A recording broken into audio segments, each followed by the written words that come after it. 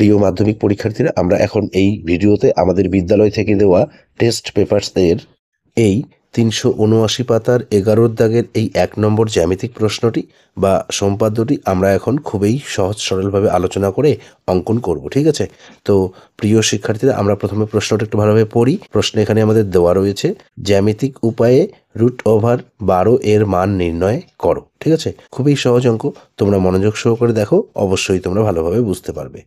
তো প্রিয় শিক্ষার্থীরা, আমাদের এই যে √12 এর মান আমাদের জ্যামিতিক উপায়ে নির্ণয় করতে বলা হয়েছে। ঠিক আছে, তো আমরা এই √12কে এভাবে লিখব, √ দিয়ে 4 গুণ 3 লিখব। ঠিক আছে, 3 4 12 হয়। এখন আমরা এখানে স্কেল দ্বারা এই 4 সেমি আর 3 সেমি দুটি সরল রেখাংশ নেব। ঠিক আছে, দেখো এই যে শূন্যের বড় দাগ, এটি হচ্ছে মূল বিন্দু, এখান থেকে হিসেব শুরু। এই 4-এর বড় দাগ এই পর্যন্ত, এই 2 বিন্দু যুক্ত, এটি হচ্ছে 4 সেমি। ঠিক আছে, আরেকটি হচ্ছে 3 সেমি। দেখো এই শূন্যের বড় দাগ, এই 3-এর বড় দাগ, আমরা এই যে শূন্যের বড় দাগের এখানে একটি বিন্দু দিলাম, আর এই 3-এর বড় দাগের এখানে একটি বিন্দু দিলাম। ঠিক আছে, এরপর এই 2 বিন্দু আমরা যুক্ত করে দেব। এভাবে অঙ্কন করলে ভুল হওয়ার সম্ভাবনা কম থাকে। ঠিক আছে, এটি হচ্ছে 4 সেমি, এটি হচ্ছে 3 সেমি। এখন আমরা এই যে খাতার পেজের মাঝে এখানে আমরা একটি রশ্মি নেব। ঠিক আছে, তো রশ্মিটি আমরা অবশ্যই এই 4 আর 3 যোগ করলে হবে 7 সেমি। 7 সেমির থেকে আমরা রশ্মিটি বেশি নেব। ঠিক আছে, বড় নেব। তো দেখো এই প্রায় আমরা 11 সেমির মতো নিলাম। ঠিক আছে, এই যে বাঁ দিকে বিন্দু করতে হবে, বিন্দু করে আমরা নাম দেব এ, ডান দিকে রশ্মির চিহ্ন, বিন্দু করে নাম দেব আমরা এক্স। এখন আমরা পেন্সিল কম্পাস দিয়ে প্রথমে এই 4 সেমির পরিমাপটি নেব। ঠিক আছে, দেখো এই যে এভাবে আমরা 4 সেমির পরিমাপটি নেব, নিয়ে এই এ বিন্দুতে বসাবো, বসিয়ে এই এক্স রশ্মির ডান দিকে একটি বৃত্তচাপ কেটে নেব। ঠিক আছে, এরপর আমরা পেন্সিল কম্পাস দিয়ে এই 3 সেমির পরিমাপটি নেব। দেখো এই যে এভাবে নেব, নিয়ে এই যে এখনই আমরা বৃত্তচাপ কাটলাম, এই যে এখানে বিন্দু উৎপন্ন হয়েছে, এখানে বসাবো, বসিয়ে এক্স রশ্মির ডান দিকে আর একটি বৃত্তচাপ, এখানে আমরা নাম দেব বি, এই বিন্দুর নাম বি। ঠিক আছে, এই বিন্দুর নাম দেব আমরা সি। এখন আমরা এই এ আর সি সরল রেখাংশটিকে আমরা এখানে সমদ্বিখণ্ডিত করব। ঠিক আছে, বা সমান 2 ভাগে ভাগ করব। তো সমান 2 ভাগে ভাগ করার জন্য বা সমদ্বিখণ্ডিত করার জন্য আমরা পেন্সিল কম্পাস দিয়ে এই এসি সরল রেখাংশের দৈর্ঘ্যের অর্ধেকের বেশি নেব। ঠিক আছে, দেখো আমরা পেন্সিল কম্পাসের কাঁটাটি এই সি বিন্দুতে বসিয়ে আইডিয়া করে এই যে অর্ধেক ধরে নিয়ে এখানে অর্ধেক, তার থেকে একটু বেশি নেব। ঠিক আছে, নিয়ে আমরা কাঁটাটি সি বিন্দুতে বসিয়ে রেখে উপরে একটি বৃত্তচাপ কাটবো এবং নিচে একটি বৃত্তচাপ কাটব। এরপর এই পরিমাপটি আমরা এই এ বিন্দুতে বসাবো, বসিয়ে উপরের বৃত্তচাপের উপর আরেকটি বৃত্তচাপ এবং নিচের বৃত্তচাপের উপরে আরেকটি বৃত্তচাপ। এই যে এইদিকে ভালোভাবে স্পর্শ করেনি, তো আরেকবার কেটে নেই।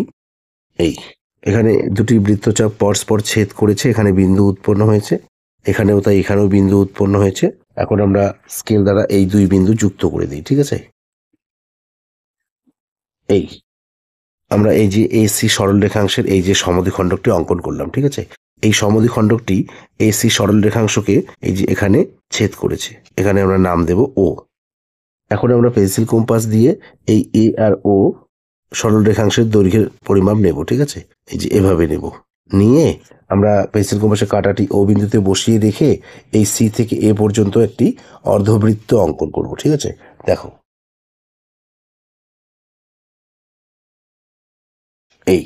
এখন আমরা পেন্সিল কম্পাস দিয়ে এই বি বিন্দুতে এখানে একটি লম্ব অঙ্কন করব। ঠিক আছে, দেখো তো লম্বটি অঙ্কন করার জন্য আমরা পেন্সিল কম্পাসটি যেভাবে যে কোনো পরিমাপ চিকন করে নেব। ঠিক আছে, নিয়ে এই বি বিন্দুতে বসাবো, বসিয়ে প্রথমে একটি অর্ধবৃত্তাকার চাপ নেব আমরা।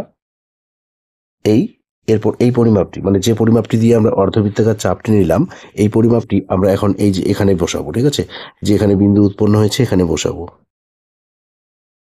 বসিয়ে এই অর্ধবৃত্তাকার চাপের উপরে আর একটি বৃত্তচাপ কেটে নেব। ঠিক আছে, এরপর এই পরিমাপটি এই যে এখানে বিন্দু উৎপন্ন হলো, এখানে বসাবো, বসিয়ে এখানে আর একটি বৃত্তচাপ কেটে নেব একটু বড় করে। ঠিক আছে,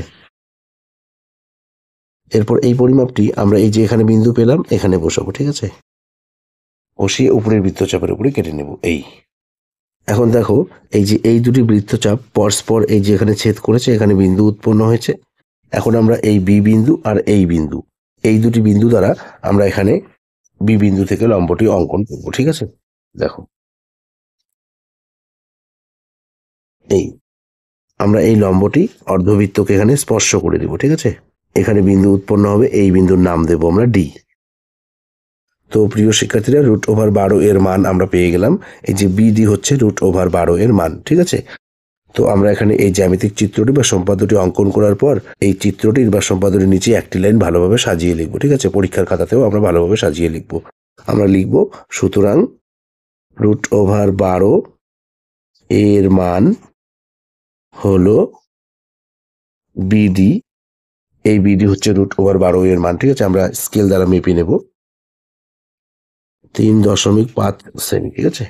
3.5 সেমি প্রায়।